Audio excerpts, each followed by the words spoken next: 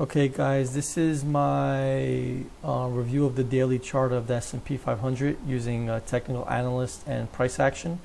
So like I said in my previous video, that I'm going to be separating the videos into different time frames because how lengthy the videos could be, so everyone could select the time frame that they're interested in. So let's just jump right into this daily chart over here. So what I have up is a regression trend channel.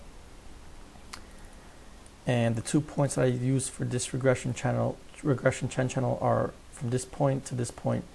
And I just like how price action is behaving around this regression trend channel for a while now. It's been for several months respecting this regression trend channel. It's been behaving like support and resistance. So we're at a point right now where I believe that this regression trend channel is going to behave like resistance.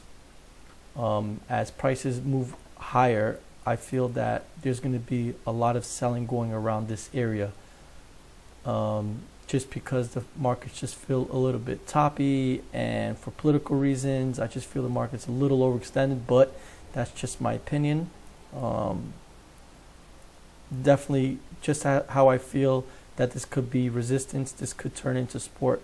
It just matters how the price action unfolds, and I like to see how it's reacting to it. As you guys see over here, for example, over here was behaving like support, but if you look at the next bar, it just closed way below it for many billions of different reasons. But it just gives me an idea where I might see support and where I might find some resistance. And that's just the theme of my videos. It's just to give me an idea where could I find support and where I could find resistance. So it's going to be interesting if prices do move up and go higher, how it's going to behave around this regression trend channel. So let's move on to this trend line that I have up over here. So over here, this is the main trend line that I use to tell me if the market's in an uptrend. So clearly, if markets are staying above this trend line, I believe that the market's going to be neutral to bullish. So as you see, the markets are clearly above this trend line. In the coming weeks, I want to see what happens. If markets do retrace, this could possibly become support. Just to let you guys be aware of this level over here. I just like how it was behaving like support here. Try to close below it, failed. Try to close below it, significantly below it, and failed, and came back again. So, and it behaved like support again here. So just for you guys to be aware of it, keep your eye out for this trend line over here. It's from this point over here to this point over here. Let's see, the next trend line that I used was this one. So over here, this is just a really short one that I used. I don't think it's going to be really that powerful. As you guys would see, and with experience, you'll see that the longer the trend lines are, and more area that it's covered between the 2 points, you'll see it becomes more significant.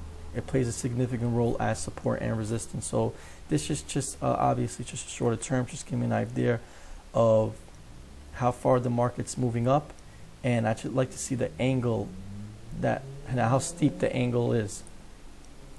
As you guys see over here, if markets stay above this trend line, I'll definitely say neutral to bullish.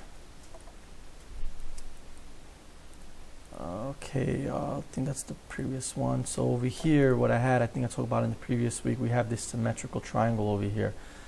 And clearly prices broke out the symmetrical triangle, because that's what usually does happen. When you have a symmetrical triangle, usually prices break out within the longer term trend.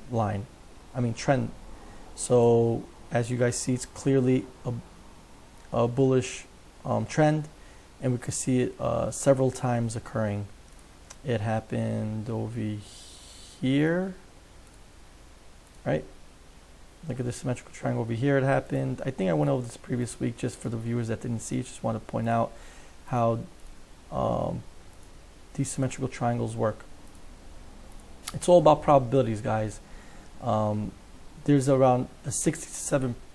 Well, I'll give it about 60% probability that prices are going to break out in the longer time frame trend. So clearly the market's been moving up it's been bullish, so these symmetrical triangles will most likely break out on the side of a bullish, on the bullish side, like it did here. So I like to see how far prices break out of the symmetrical triangle and how prices are reacting after their breakout. This is rather bullish move over here because we had the breakout and prices try to go below this window over here, and it failed several times. So I would like for you guys to keep an eye on this level of 24.90. If markets stay above this, this is definitely a bullish sign. That means every time the market tries to come down to the 24.90 level, the bulls are coming in and buying it. They're seeing value in those areas, anything below, let's say 2,500. That's that for symmetrical triangle. Let's quickly go over these horizontal lines that I put up. Like I said before, definitely if prices stay above also this 24, let's see, 82 level, I'm definitely going to stay bullish to neutral. This was a significant area over here, was met with a lot of resistance, clearly a lot of resistance in this area. Markets came back and broke way above it with a clear strong bar over here with no wicks. This is very bullish sign over here. Is a very bullish candlestick with no wicks, and there was follow through. So keep your eye on that, guys. If prices do go below this support line over here, I could see the market start consolidating. I would be in a more consolidation move. I would be more neutral, not really bullish and not really bearish. And clearly anything below this line over here would be more of a bearish sign. I would be more willing to take bearish trades. I'll be willing to short anything below this area. The bears will be in control over here. But as long as prices stay above this area of 24.80 and especially above this area of 24.90, definitely stay bullish. There would be no reason to be going short for any reason. So that's oh yeah, that's one more thing. Let me just go over the pivot points. And since it's Sunday today, pivot points have not been established yet on the cash index because obviously there's no trading in pre and after market. So I'll quickly jump over to the ES. What am I doing? Sorry, guys. And let's put up the pivots really quickly.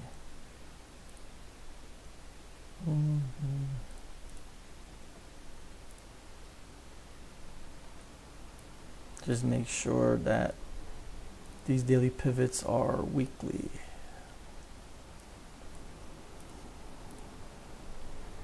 There it goes. So this is going to be the weekly pivots that I look at on the daily time frame, and clearly markets are becoming more volatile because the previous week those pivots were pretty close to one another. Now as you see, they're starting to expand out a bit more, so we should expect more volatility this week.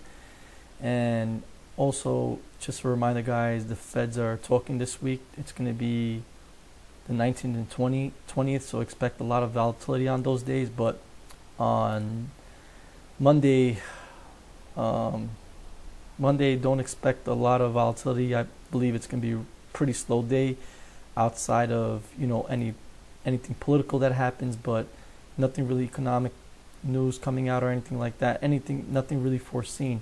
So I really feel the market's going to be quiet relatively tomorrow, and most likely on Tuesday. We should expect a lot of volatility on Wednesday. So guys, that's just a weekly review of the daily chart. If you guys have any questions, comments, please leave them below. I'll try to answer them. Thank you.